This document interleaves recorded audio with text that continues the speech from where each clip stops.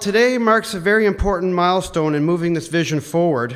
It is important to recognize the hard work that has been done by the province, by the federal government, by the board of directors, by community leaders that helped us come to today's event. The funding towards this, with much needed renovations, will help stabilize historic structures, including this barn right here, the agricultural cathedral.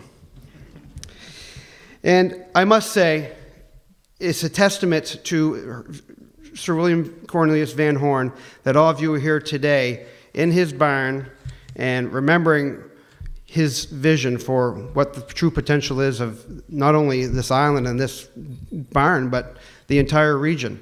And I don't think we would have the culture and the heritage that we have today if it weren't for leaders such as him. And I think I have to take this opportunity today as well, considering that he was a leader that helped unify our country physically. We are a country who are united in many ways. Now, we may have a lot of differences as a country, and we have a lot of differences within our region and with our province. But at the end of the day, we don't let those differences tear us apart. And we've been seeing in the news in the last few days some disgusting acts of violence in south of the border with our neighbors, the United States. And I must say that I'm proud to be from a region, a province, and a country that condemns that kind of hatred.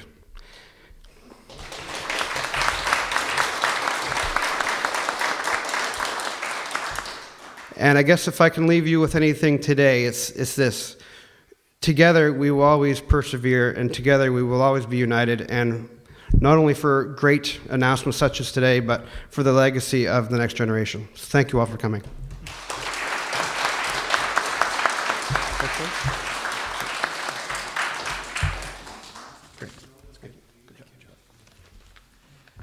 Thank you, John.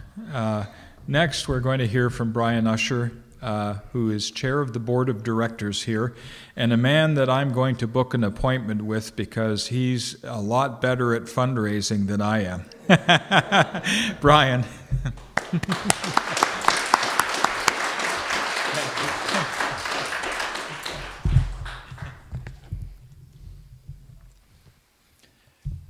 You just have to carry a gun. Okay, I'll carry a gun. I'll write that down. Sorry, John. I wanted to start, I will talk about the barn, but I'm going to take the opportunity actually to promote some events that are going to be on the island. Number one, we've got a community picnic that's on Saturday, August 19th. That's from 2 to 6:30. And Sunbury Shores is having an art auction Thursday, 6 to 9. And Jesse, what's the date? August 24th. 24th, thank you. I was doing this last night after our board meeting and I completely forgot the date, okay? The other thing we want to stress, and we had some feedback after the announcement last month, the people seem to be confused as to how they might get memberships. So I want to be very clear is that anyone can apply for a membership, and it allows you to be a part of the whole development process. We look forward to more people joining. Since we had the event talking about the business plan, we've had over 80 new members, which is significant. Okay. So go out there and twist your fellow neighbor's arm, become part of the whole motion. I wanted to talk a bit about, from a business point of view, one of the things since the last announcement, we really are trying to stress that restoration has to be balanced with the whole idea of increasing both tourism and revenue generation. In terms of how you're successful, in terms of fundraising, there has to be benefits for the entire community. And that's what the board has really tried to look at, is how we can engage all of the various partners in the community. And our community extends, as far as we're concerned right now, right across Canada, particularly because of the historic significance of William Van Horn. Okay. We'll also acknowledge that change isn't easy for a lot of people. There are people who have a vision of the island and the barn that is somewhat set in stone. And what we're talking about today is how we can incorporate the past into our future. And that will mean that we have to make some changes. We're not going to do that in any sort of bullying way. It's a discussion. And what I wanted to emphasize with regard to the business plan is the business plan is simply a model of what might be involved in order to make the island sustainable financially. There are pieces of the business plan that some people might shake their head at.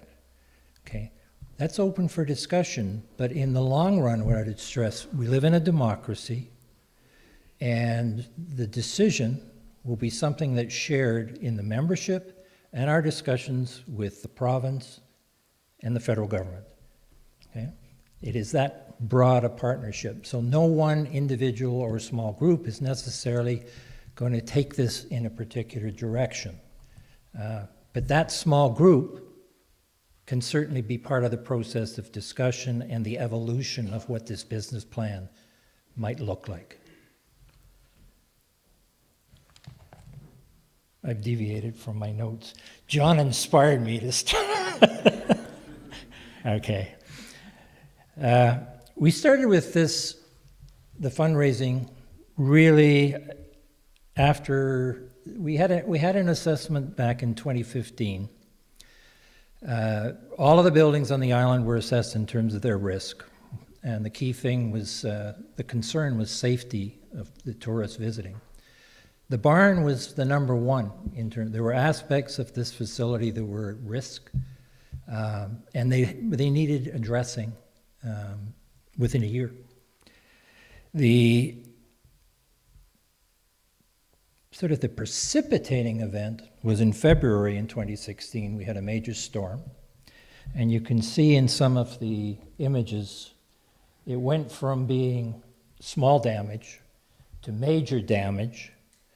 And we already had a barn that was deteriorating because of wind, water coming down. So in that situation, we're really proud of the fact, what Karen mentioned, is the community did rally together. We held a fundraising event, which was very well attended. We also heard the passion that people had towards the island, the stories that they would say about times they were here.